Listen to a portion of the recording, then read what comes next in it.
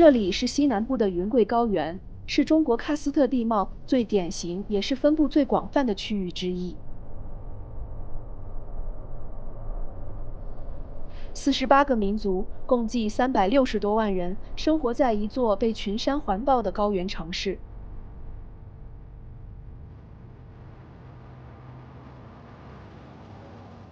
这里有全世界最高的桥梁——北盘江第一桥，565米的垂直落差，接近于200层楼高。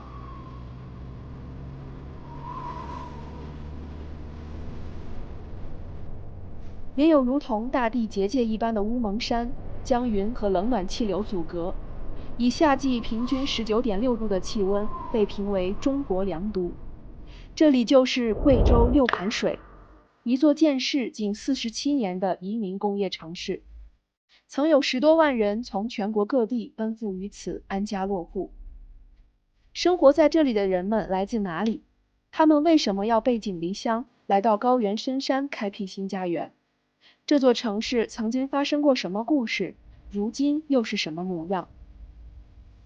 本期视频，我们想和你一起到六盘水看一看。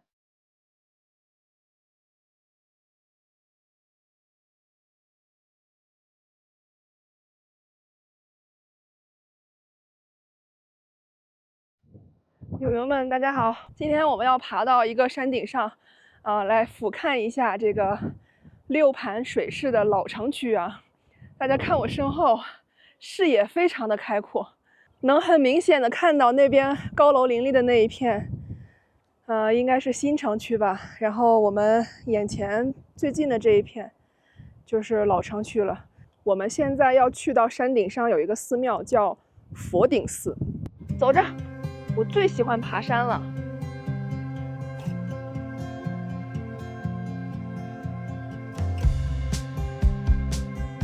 这个盘山步道修的还是挺不错的，非常的整洁平整。我的妈呀，这是个什么东西？这虫子怎么长得这么有特点呀？这要是在一堆枯叶里面，我根本就认不出它来。友友们，这是个什么虫子呢？赶紧溜！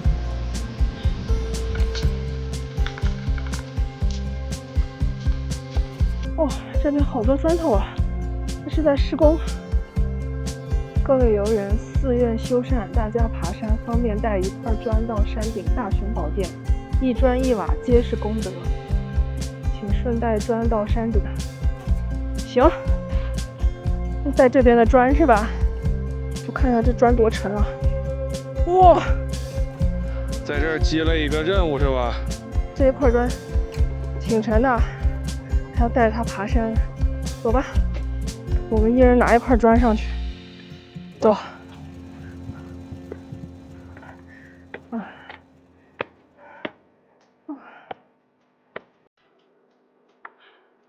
大姐，你这背的啥呀？沙子。背沙子。沙子呀，哦，这是。哇，这真的太辛苦了。就一篓一篓往上背啊。这一篓子80斤，对，80斤。哇，他们有的背2包100多斤。哇，您是生活在这附近吗？没多远。上面是在修缮是吧？对。那您这也挺厉害的，看您身板这么轻，背80斤。习惯了。一天背几趟啊？今天背10多趟。10多趟啦！哇，辛苦辛苦，不容易啊。对。咱们一天背这个大概要背多少斤上山啊？要背将就3、4千斤。多少斤？几千斤？啊，3、4千斤。3000斤一天啊！哇，这个干这个工作一天能赚多少钱？这个讲不清楚，有时候几百，有时候100多，差不多是。这两可能背得200多。哦，就是背的越多赚的越多是吗？好，您先上。好，辛苦了。我辛苦了。哎呀！哇，你看大姐的脸上这汗。对。哎呦，又出汗了，我的汗又软，而且今天太热了。对，今天是有点热。哇，这个大哥也背了一大包。哦，那根棍儿还能拄在底下，对呀，当一个支撑的力。不这样拼一下才能上去。我这路上怎么这么多砖头？是谁不想拿了放这儿吗？这是我的砖，把它搬上去，也是给这些工人师傅们省一点力气吧。哎，这怎么还有人落下一块？我把它一起，途中又捡了一块。哇，这砖相当有分量啊！这灰砖都是实的，不是那种空心砖。今天是真的搬砖的一天，不过还是蛮开心的。看到那些工人师傅们那么辛苦，在背沙子上去，一天要背上1000斤。我觉得我做这点工作还是杯水车薪，希望能帮他们分担一点吧。好吧，又有人又落在这儿一块，再捡一块。这是我今天的任务。这里凉快啊！快点了嘛！这里凉快。反正小半路老吃不到，路一样的。哇，您这个真的好厉害，您这得有160斤吧？哇，太厉害了！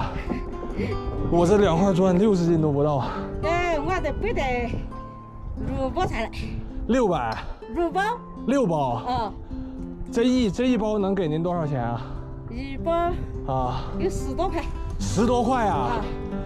哇，那我感觉也太辛苦了，这个钱赚的。我说读不到书好小菜啊！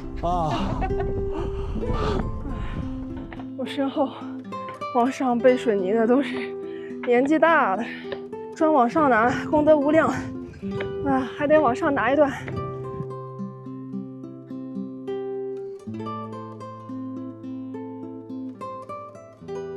砖放哪儿？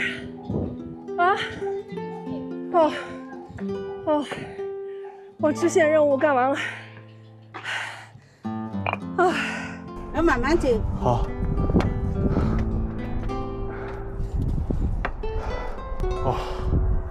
朋友们，我现在有点头晕，慢慢还有一点耳鸣。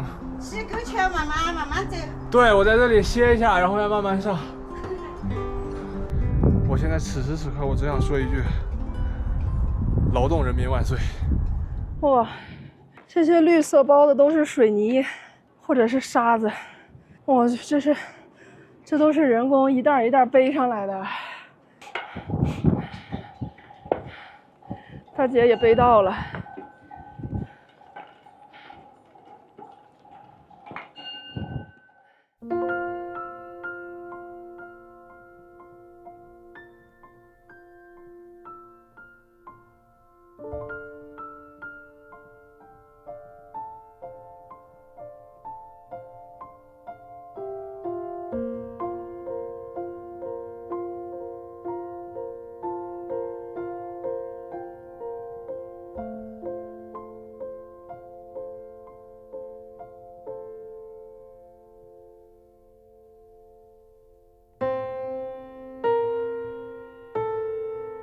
友友们，我们已经爬到了佛顶寺啊。这个寺庙我刚刚问了一下工作人员啊，他说这个寺庙差不多应该有100多年的历史了。那也就是说，大概是从清朝时期开始就有佛顶寺了。那我也网上查了一些资料，也有一种说法是说这个寺庙是从唐朝时期开始就有了。不管怎么说，这个寺庙也是非常有年头了。这是一块比较高的地方，哎，谁的愿望掉了？刘显诺林，愿望是空虚，使我无者有业。哇，你的许愿牌掉了，我重新帮你记一下啊。我给你重新挂一下啊，这可不是我弄下来的，它本来就在地上，给你记结实点，省得掉了。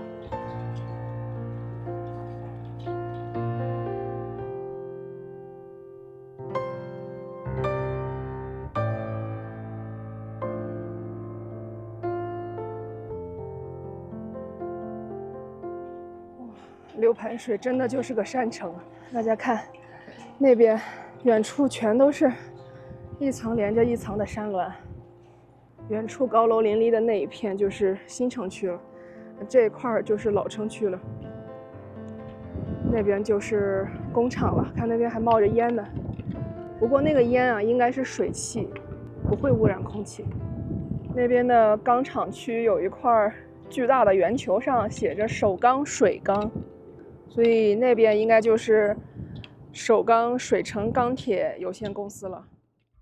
水城曾是毕节地区的县城，上世纪60年代，国家决定进行3线建设，便在当时安顺地区的六支、兴义地区的盘县和毕节地区的水城建设煤炭与工业基地，取3县的首字相连，六盘水这个名字由此诞生。1978年12月，六盘水市正式成立。说起3线建设，这是一场由400万工人、干部、知识分子、解放军官兵和成千万人次的民工共同建设的巨大工程，甚至民间许多人称之为中国最大的末日战备工程。上世纪60年代，中国的安全形势十分紧张，来自美国、苏联、印度等国际各方势力对新中国虎视眈眈，战争一触即发。当时新中国70%的工业基地聚集在东北沿海等地，一旦发生战争，国家将面临严重威胁。为了增强抵御战争风险的能力，改变工业布局状况，1964年，国家正式做出调整1线、建设3线的重大战略决策。所谓3线，是以地理空间和战略纵深为核心，结合当时国际形势和国防战略需要而划分的区域。1线是位于中国东部沿海和边疆的前线地区，3线是中国腹地的战略后方基地，比如四川、贵州、甘肃等中西部省份。这些地区普遍多为山地、高原，隐蔽性和防御性相对更高。3线建设的目标是在中西部建立一个吃穿用打自成体系的战略后方，确保战时经济独立运转。六盘水以其区位优势和煤炭资源，成为3线建设的主战场之一。10万建设大军怀揣着好人好马上3线，备战备荒为人民的时代使命，从全国各地奔赴六盘水。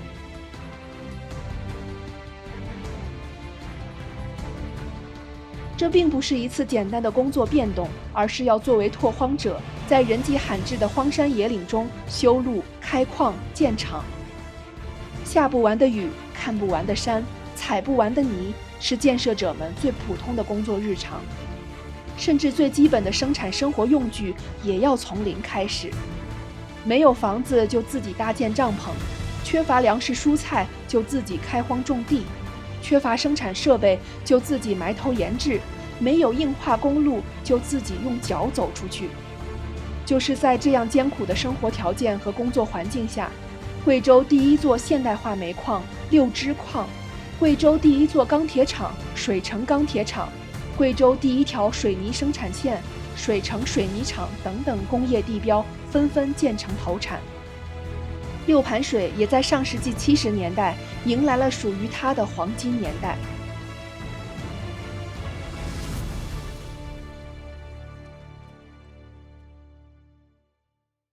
在黄金年代已远去近半个世纪的今天，我们仍想看看那段激情燃烧的岁月留下了怎样的痕迹。我们现在在六盘水市的老城区啊，这里的很多房子都是60、70年代建设的，这里的每一座山、每一栋房子都见证了六盘水市的历史与发展。整个大型社区都是依山而建的，然后那边还有一些卖水果的，前面是一个菜市场。继续爬坡。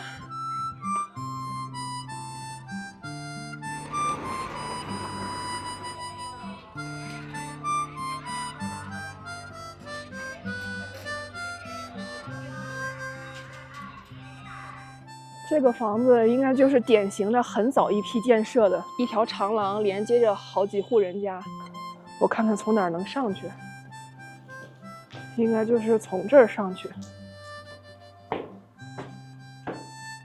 我感觉这些楼应该没有人居住了，都是大门紧闭的，不太像有人居住的样子。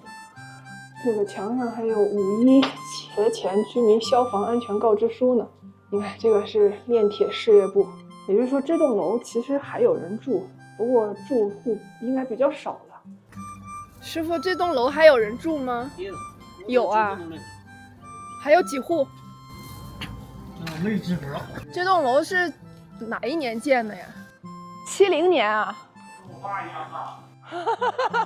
师傅，您是住在这儿吗？我就住这里。哦。住这一套大概套内面积是多少平米啊？18平米，有点小啊，感觉。哦，单身公寓。哦。可以进去看看吗？哇，我看一下，谢谢谢谢。哦，就是这么大，还有个电磁炉。哎，那原来的时候，这种房子有那个就是不是共用的卫生间跟厨房？没有，这种楼都没有。这种楼没有公用的卫生间跟厨房。啊，都没有。那上厕所怎么解决？我看里面也没有。在另外一栋楼有。哦，去另外一栋楼上厕所。做饭的话就在这栋楼里，这个屋子里面。哦。30年以前了嘛，他每个月还收房租的，1块钱1个平方，然后有人管理。最近这几年都没人管理了，也不收房租了。我看也没住人，上面都关着。有很多都是管头的，他也租不出去。外面没房子了，这栋楼没有厕所，也没人愿意住。您是本地人吗？哪雍是你毕节啊，毕节。我也是在这里上班。哦，明白。现在这边还有多少职工在就是这个水缸工作？好像有6000多吧。6000多。那厂子效益怎么样？我已经有至少10年没有达到4500以上了，其实都只是3000多。哦，工资是大部分都是3000多是吗？啊。您退休了吗？还有5年。还有5年哦。退休的话就要搬离这个地方。我是不走，我住习惯了，我不走。最早的时候，这房子我感觉应该是这边修的比较好的吧，然后看起来。都是初级以上就有人才能住的。初级以上才能住啊？那普通职工住哪儿啊？修这个房子是普通职工只能住泥巴房子，就是用木条拦起来，泥巴糊上去。哇，好辛苦啊！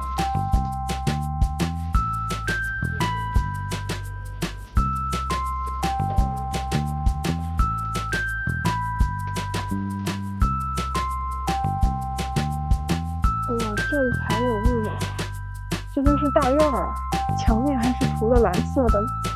每一个房子都是一户人家，这是一栋非常有年代感的建筑。我们上去看一下，这栋楼一共就有4层，然后是属于单身公寓吧，它没有独卫跟厕所。这个是男厕所，男厕所就在1楼和2楼中间的这个楼梯平台上。再往上走，每一层的中间这边我看都是洗手池，就是有一些水管，你看这水管都已经生锈了，但这个应该没有在用。再往上走，3楼和4楼中间，4楼应该有些厕所，这是女厕所，欢迎你来大便。谢谢，厕所欢迎你。然后再往上走，这个就是在使用中的一个水槽，这有1、2、3、4、5个水龙头。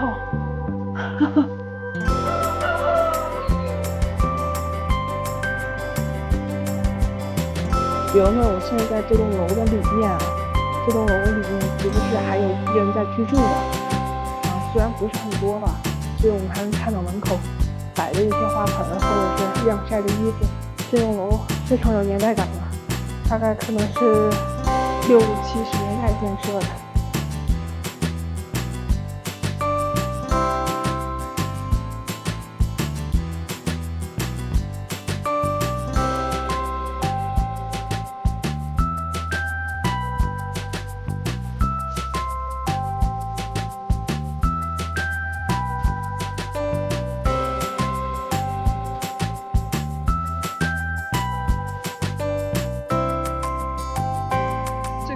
的2楼，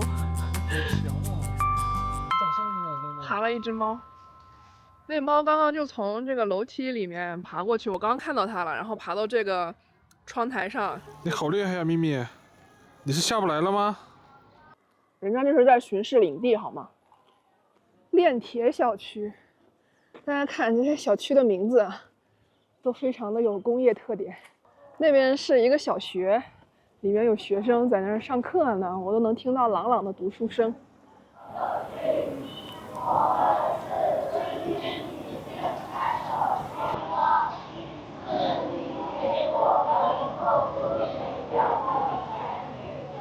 你好，我想问一下，这个学校大概还有多少学生啊？还有7、8、900、7、8学生。哦，7、8、900学生是吗？我看这个教学楼好像有一些年头了哦。哎，看你这一层怎么会？它大概得有多少年了？这个楼。起码都学校大概估计30多年。哇，30多年，那跟我差不多大，我也30多。30多年，这学校你想哈，我们每天我们在这打工啊，我都有30多年啊，就没在打工，自己听这一座学校。哦。30多年。哇。那时候30多年。哇。好有年代感啊，这个楼。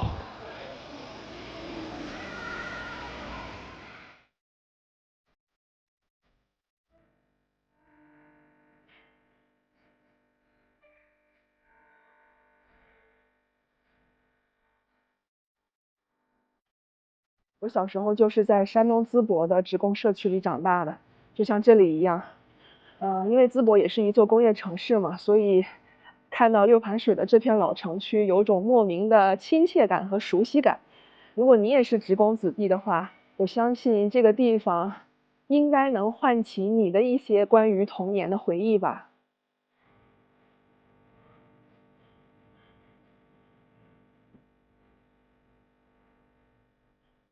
我们刚刚在路上遇到了很多小学生，放学回家都是自己一个人背着书包往家走。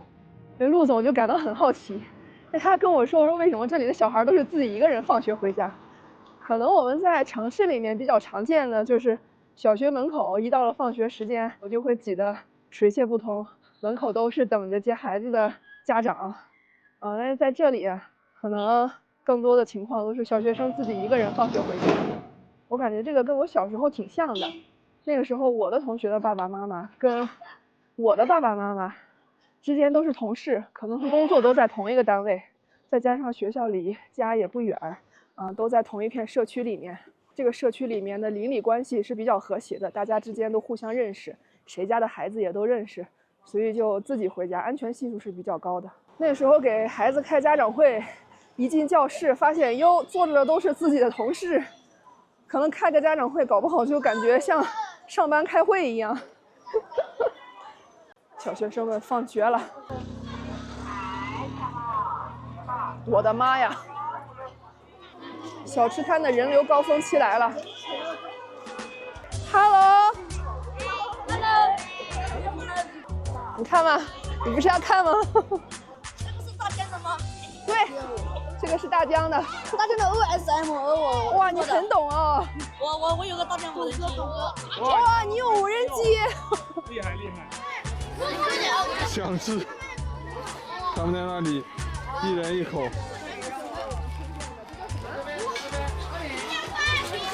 满足。这个是小学生给我们推荐的，这叫什么？这个东西叫什么来着？这叫什么？养鱼粑。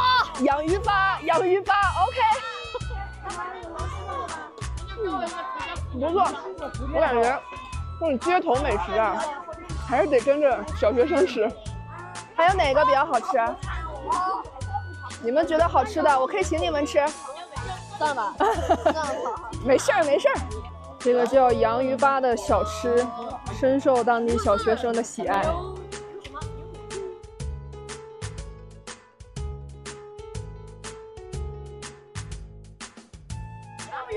好，谢谢。山楂片。这是什么？哦，谢谢你。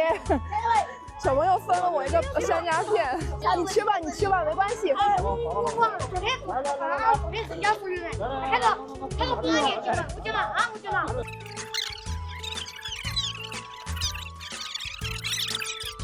谢谢你们，谢谢，谢谢你们给我们推荐好吃的。我准备爱好关注你的，关注我们，我们要留给你同学。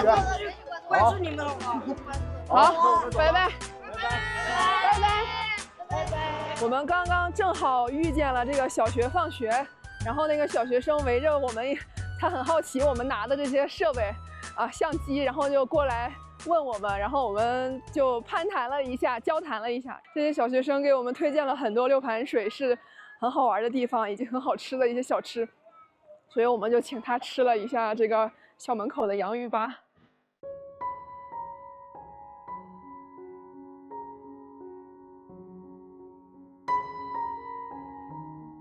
这个墙上写着一句话：既入穷巷，何不及时回头？这边还有一句话：彼方尚有荣光在。关爱职工心理，共建和谐职场。感觉看这个横幅怎么有点感动呢？我感觉社会上现在很多公司其实都需要这句话。3室一厅一厨一卫，普通装修98000元，感觉跟我老家淄博那边的这个职工社区的房子价格差不多，10万左右。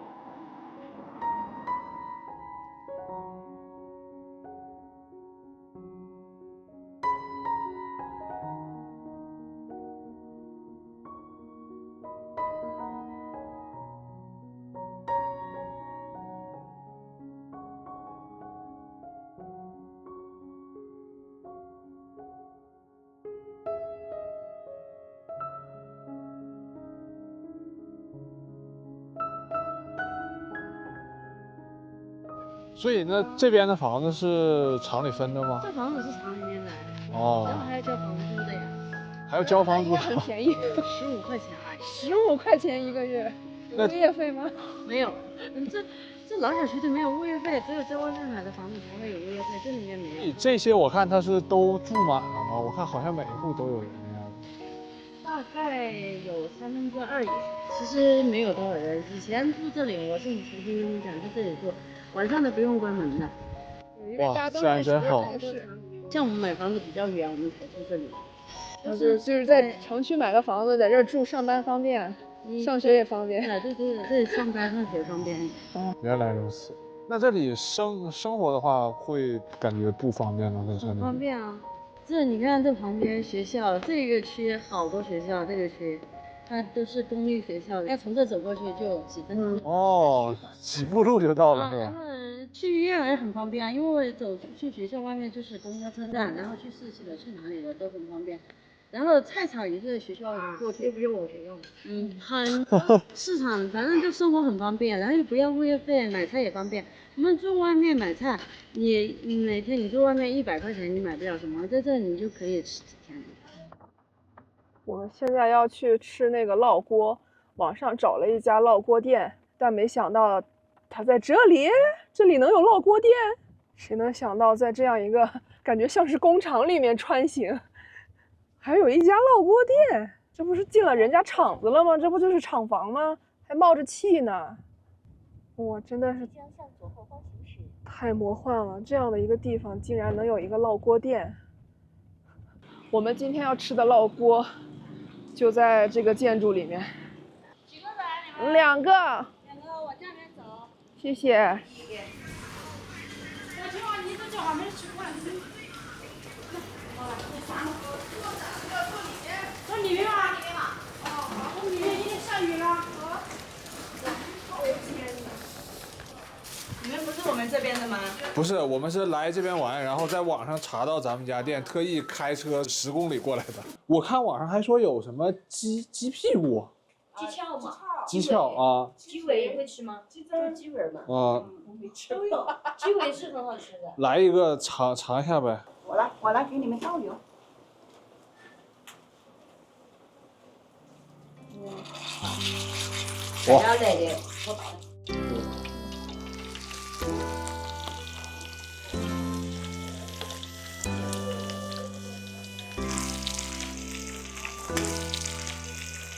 我们吃饭的这个房子也是老房子了，一看就很有年代了。这是老房子吗？这是叫你出来的。啊？以前的老房子是吧？50、60年代建的，你看那个窗户都已经生锈了，那个铁皮。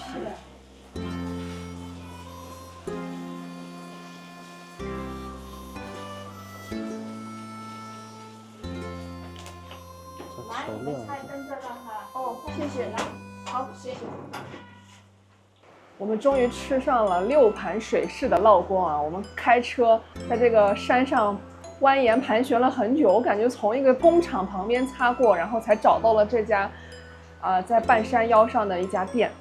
因为今天下雨，所以整个店里面的人也不是特别多。我们看一下这个烙锅的这个整个锅非常的巨大。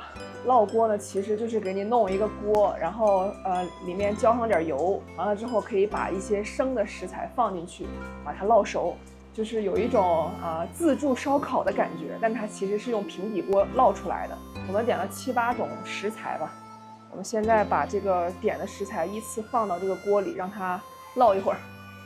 这个是鸡皮。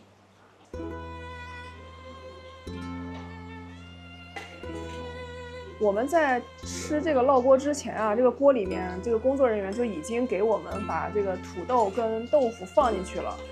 6盘水这边管土豆叫洋芋，洋芋。我那天在路边跟一个姐姐学的，不知道发音对不对啊？洋芋。哇，这个炸洋鱼，炸洋芋，是炸洋鱼吗？你哪的？也算是炸洋芋。只是说我们讲话是炸洋芋，说炸土豆，炸洋鱼。方言都叫炸洋鱼。哦，对。我是东北的。东北啊？你们河北？东北。我老家河北。哦，都有北，全是北方人。哦，对。这个炸洋芋，是不是这么发音？对，炸洋芋。炸洋芋，这个。哦。然后把这个鸡皮先放这儿，我再放一点金针菇。这个是猪肉。哎呦我靠，它崩油！这个是鸡屁股，我第一次吃鸡屁股，先放2个尝尝。这个是鱿鱼，再放点洋葱，锅就已经满了。我们现在就是等这个食材慢慢的烙熟。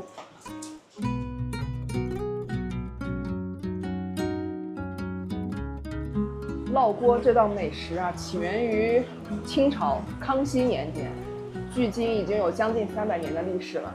最开始呢，这个吴三桂带兵到贵州这边来打仗，当时的这个官兵啊粮草不足，他们就从屋顶上拿了一个瓦片，把捕获来的这个猎物啊，还有一些挖的野菜啊，放到这个瓦片上烤制。最初主要是为了解决官兵吃饭的问题。那后来呢，这道美食就逐渐的流传开来了。早期用的是那个屋顶上的那个瓦片，后来呢就用了一个中间有凸起的这种锅，那演变到现在呢已经变成平锅了。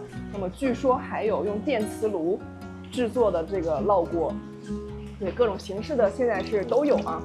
那么在食材的选择上，这个烙锅的种类丰富，无所不烙啊，涵盖了海鲜、家禽、鸡鸭牛羊、家野蔬菜，各种荤素原料，主打一个万物皆可烙。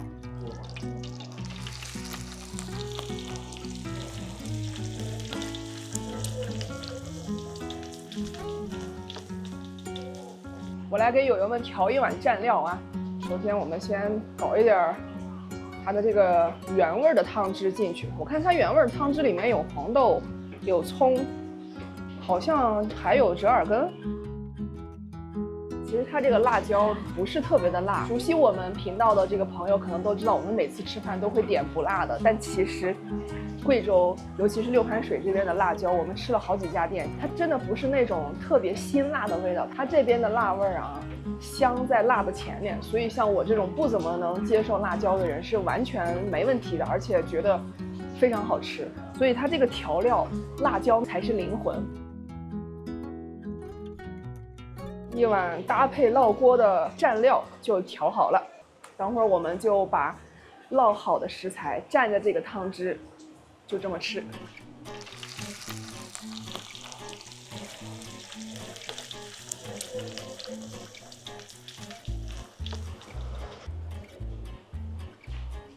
啊，这个土豆跟这个肉一定要烙的酥脆了之后，蘸上这个料，哎，你们放到嘴里面，哇，真的是非常非常的满足啊！这个烙土豆啊，跟这个薯片还不是一回事儿啊。薯片啊，就是从里到外都是脆的，已经完全没水分了。这个土豆呢，外表已经烙得非常非常脆了，但是里面还是有点软的。这种外焦里嫩的这种口感啊，是我们正常买的那些薯片没有办法媲美的。老板推荐我点一个臭豆腐，我本来以为臭豆腐应该是那种黑色的，或者是那种长沙臭豆腐那种感觉啊。但它这个臭豆腐啊，我吃的时候没感觉臭，但是我放到鼻子上一闻，才闻到它的臭味儿。这豆腐也烤得外焦里嫩了。这料汁啊，这种味觉的层次感是非常丰富的。你吃到嘴里，先尝出来的是这个料汁的咸香的味道，然后在你口腔里面不断回味出来的那个味道是淡淡的香辣的味道，非常舒服，拔丝的很。我们点了一个鸡屁股啊，我看这个有网友推荐可以尝试一下这个鸡屁股，所以我们点了一个。这鸡屁股已经被我们烤得非常非常的酥脆了。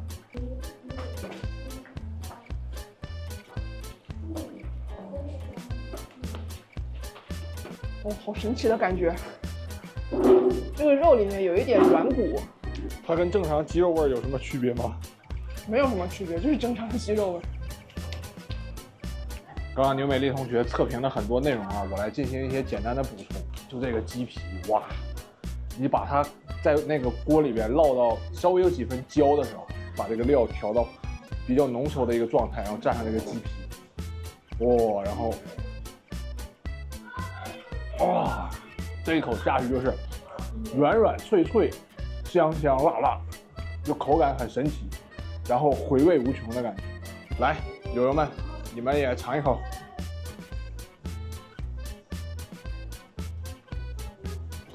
好了，我们现在这个烙锅虽然还剩很多，但我们的战斗力已经接近尾声了。我刚刚去结账，我们这顿一共花了118块钱，然后还剩下一小堆没吃完。所以我感觉点人均40的分量可能就够了。吃这个烙锅啊，你真的一定不能着急。想象一下，现在我们是刚刚从钢厂下班的工人，忙了一天很累，然后坐到这里，慢慢悠悠的来上一点烙锅，边吃边烙，对吧？我这个烙既是指唠嗑，东北话唠嗑聊天那个烙，也是指在这里慢慢去把这个食材烙熟，蘸好这个蘸水了。来上这么一口，还可以再来点小酒啊，所以其实我觉得，既然都已经来到6盘水了，就节奏不要太快，享受这样的一个小城慢生活，才是人生吧？我觉得这才是生活。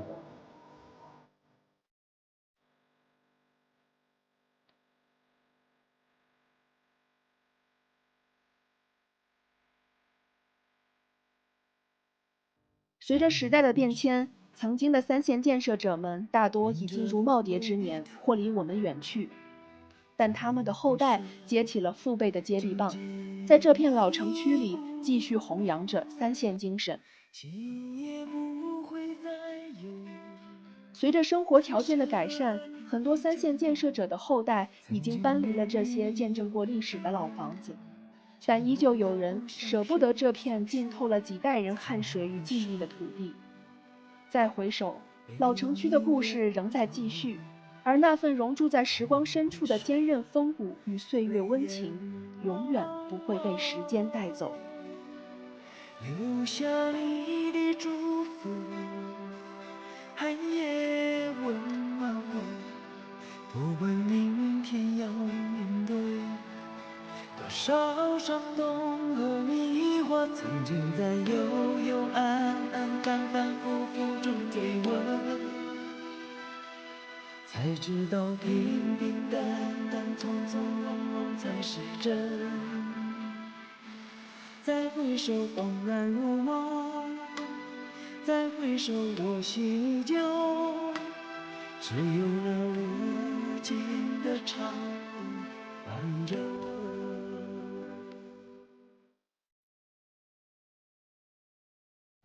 你们不是本地人？我们是来这边玩的。哦，这个季节不好玩，你要7月份。7月份？8月份最好，8月份。怎么说？8月份凉快吗？凉快啊，凉快。然后这里有火把节嘛，7月份开始搞，1个月。我们从杭州过来。杭州。对。浙江。对。这个季节杭州就已经热起来了，30多度受不了，还是这边凉快。这太凉了，这里不是凉快，你夏天来更不得了。你们那里40度，这里有27度、28，不得了。友友们，今天天儿真不错，所以我们来一场6盘水 City Walk。今天呢，我们主要就逛一逛这边的 CBD 吧。这儿还有国贸呢，国贸广场 ，Modern Capital， 妥妥的6盘水市 CBD 啊。陆总作为资深北漂，有没有感觉很亲切 ？CBD no。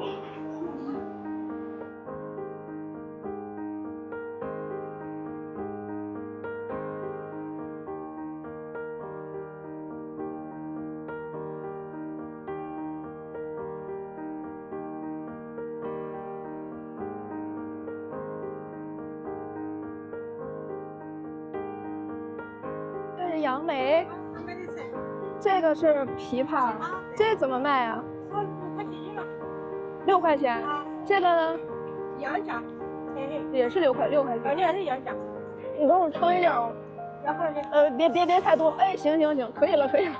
咱们这边是产杨梅和枇杷吗？啊，产杨梅、枇杷。哦。你尝些，我那天回杨梅给你好。好。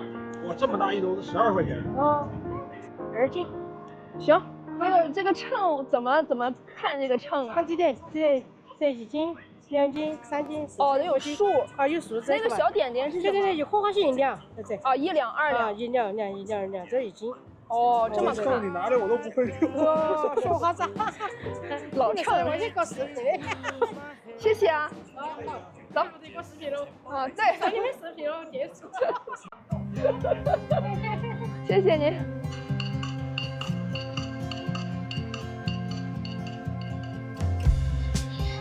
这个蜜雪冰城这里排队的人超级多，6盘水还有一个挺大的苹果店呢。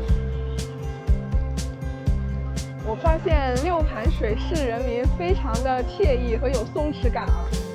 刚刚又看到一个大爷躺在那个长椅上睡觉，我已经看到好几个大爷就是在那个马路边躺着休息了，周围人来人往的噪音啊、车流的声音啊，完全不妨碍他们在那个上面休息。我发现这边有很多老年人都背着这种筐，有的是竹篓编的，就是一个篓子背在肩上装东西。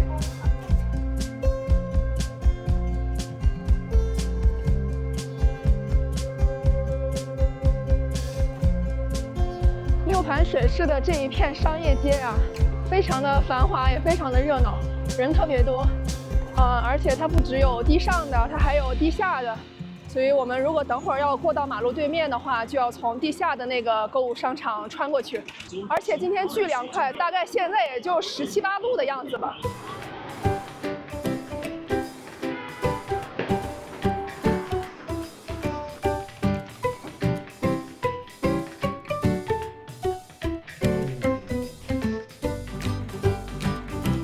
看，这2个轮胎在冲你笑呢。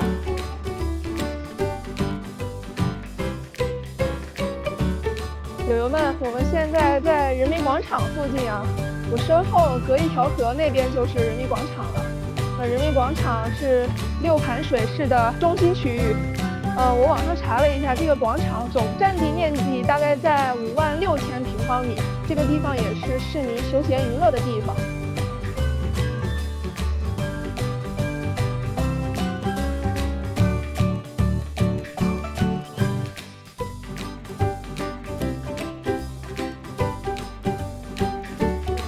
周末的惬意生活，就坐在这里开5黑，这让我想起了我们当年上网吧的时候，那句话怎么说来着？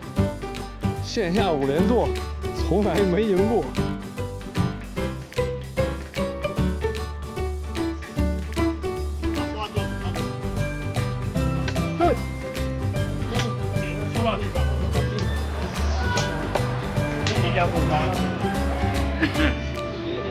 好的嘛，对。爷，您这个方阵好大呀！这个能放出去多少米啊？飞给风筝上啊，全部把这线放完。哦，可以把这线全都放完。那把这线全放完能飞出去多少米啊？3000米。您今年高寿啊？75。哇，77了。您是在哪一年来的六盘水这边啊？我哇，67年8月份。那会儿应该正好是这边刚开始进行3线建设的时候，是吗？对，您老家是哪的？毕节的。那会儿的六盘水是现在这个市区吗？没得事情，直接是个海。这是个海啊？是个草海。哦。没有。那您来这边的时候是多大年龄来的？10多岁。10多岁。哇，那在这边一待就是一辈子啊！真的10多岁了啊！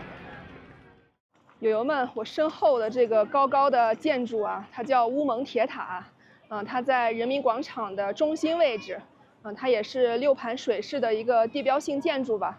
我围着这个铁塔转了一圈啊，我发现这个铁塔有4个面，每个面呢都写了文字啊，文字的内容都是一样的，字也是一样的，只不过用了不同的字体。这是六盘水市的标志性建筑乌蒙铁塔，塔身上的文字概述了良都六盘水的发展与变迁。此是高原乌蒙之巅，先民岁火点燃于念6万年之前，臧科夜郎崛起于春秋秦汉之世。3线建设中艰辛创业，改革开放后欢腾建市。百业巨兴，煤钢电材远及江南临表。四季宜人，无愧乎良都令名。新逢盛世，我六盘水云蒸霞蔚，无量前程。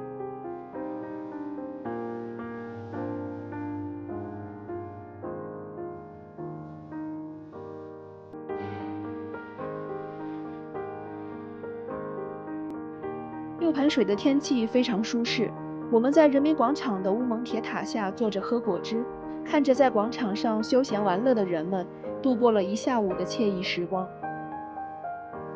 下午6点，乌云散去，天空放晴，夕阳的光辉穿过云层倾泻而下，六盘水的温柔烟火气息将我们俘获，推着我们去寻觅此行最难忘的味道。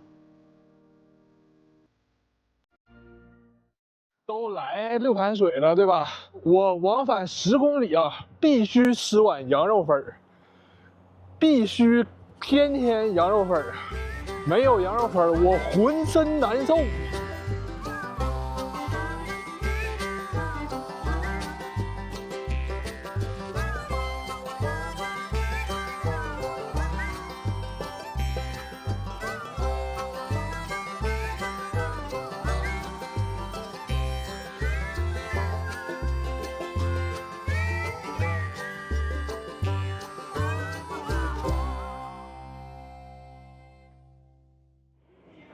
来到贵州，怎么能不吃一碗羊肉粉呢？这一碗羊肉粉里面的羊肉超级多，而且都是这种超大片的羊肉。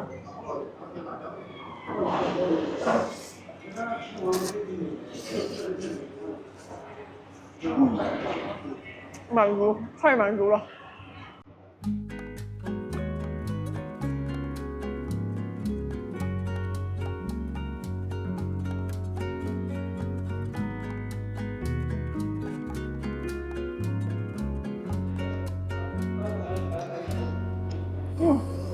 这羊肉真不错，它是那种羊肉的香气，没有任何的膻味儿跟腥味儿。而且它这个羊肉啊，它不是只有简单的肉，它还有一个筋在上面，就是那个外皮上带着的那个筋，所以你吃到嘴里的时候，它那个肉的这个层次感就会很丰富。哦，羊肉粉好不好吃，全在这个汤啊。汤是主要的灵魂，羊肉是最主要的配料，但这个辣椒一定是点睛之笔。吃羊肉粉啊，最好再来一瓣蒜，那个感觉才爽。啊，吃肉不吃蒜，味道少一半。先吃口蒜，然后把羊肉跟米粉再放到嘴里面。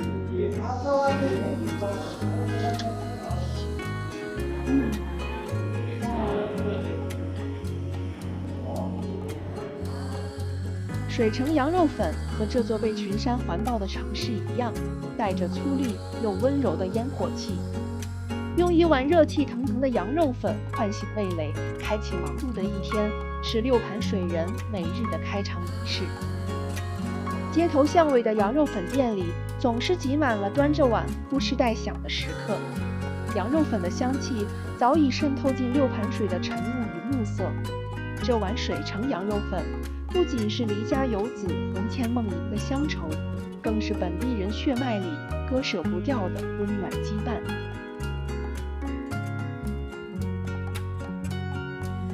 友友们，现在已经晚上8点多钟了啊，这个天还没有完全的暗下去啊。这个人民广场这儿还是特别热闹的，我看到有好多人在那儿跳广场舞啊。我看还有人穿着少数民族的衣服，走，我们过去看看。友友们，你们看呢？升腾的烟火气和人来人往的市民，一片欣欣向荣。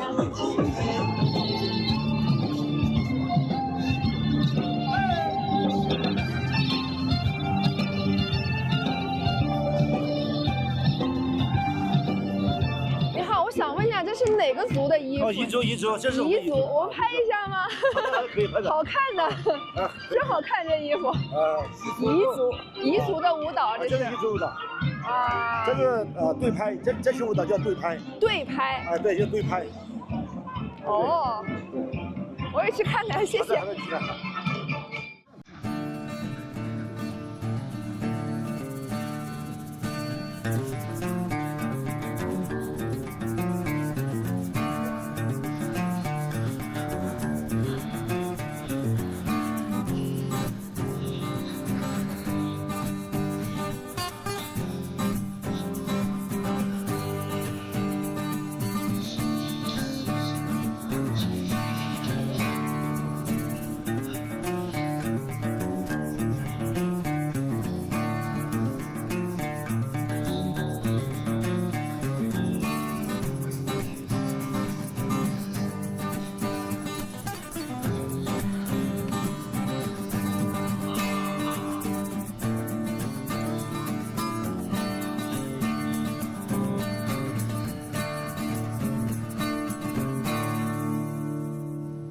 水是少数民族聚居的这么一个城市，所以我刚刚也去体验了一下这个彝族的舞蹈。这里每年的8月份啊，彝族会举办他们自己的那个火把节，据说也是像这样载歌载舞，但是那个规模跟那个人数应该比这个更大一点，更壮观一点，更热闹一点。所以如果8月份还有机会的话，我其实还想再来一趟六盘水，因为这里好吃的真的太多了，而且非常的凉快。我已经词穷了，反正我特别喜欢这个地方。这个人民广场的草坪上有很多小孩在这玩气球，玩这是什么东西？往天上扔的弹弓？这是弹弓吗？这是弹弓吗？你玩的这个是什么？哇，你给我展示一下，我没见过这个。哇！就飞到天上，带荧光的弹弓，这弹弓现在都这么高科技了。这是，哦，我以为是钓鱼佬的天堂呢，原来是玩沙子的地方。广场上的这些广场舞啊，都不是那种比较适合老年人的那种动作幅度比较慢的、比较小的那种舞蹈，它都是跳的那种特别欢快、特别有劲儿，然后动作幅度也相对比较大的那种舞蹈。我感觉这里的广场舞就跟这座城市一样，都特别有劲儿。哇，这边晚上是真的热闹啊，灯火通明，烟火气息非常浓厚，人人安居乐业。国泰民安的感觉。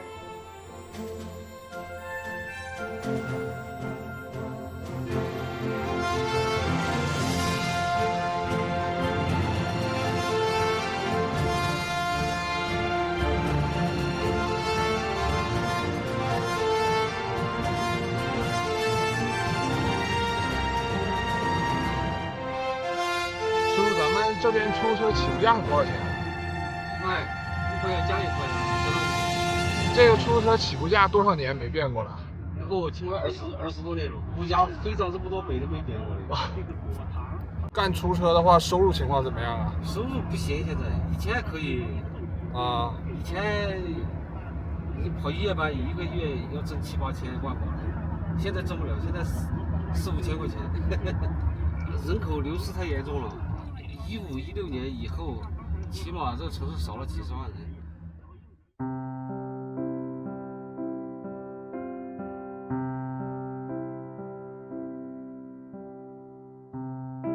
在六盘水，我看到50年前是3线建设者背着理想扎根的荒山，今天是被杀人背着生活修缮的古寺，明天或许是某个少年背着书包走向山外的世界。城市的发展从不是钢筋水泥的堆砌，而是无数个平凡身影用汗水与脊梁铸造的丰碑。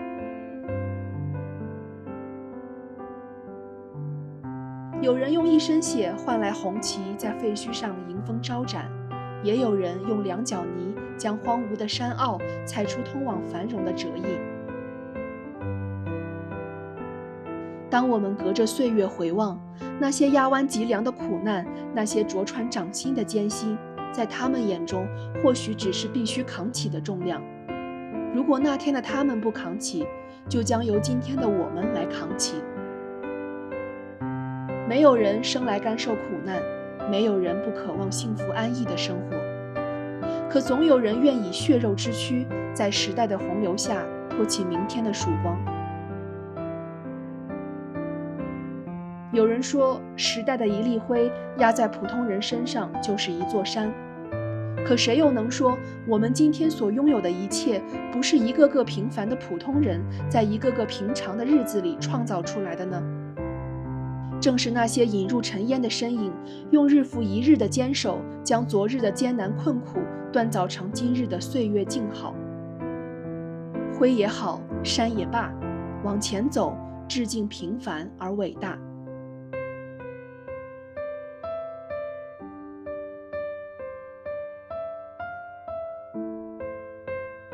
我们都走在名为时间的大道上，身前3线建设者负重前行的意义，由今天的我们见证，而我们今天所背负的生活重量，也将由身后的他们见证。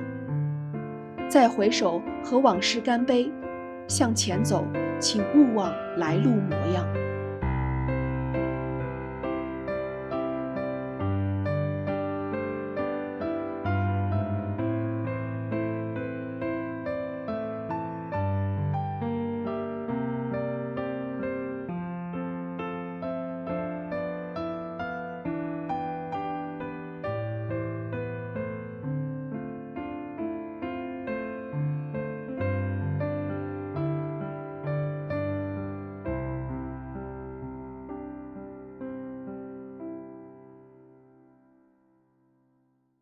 这就是我们在六盘水的全部故事了。如果你喜欢这支视频，感谢你的关注或转评赞，这对我们来说十分重要。你的支持是我们更新的最大动力。我是牛美丽同学，下期视频再见，拜拜。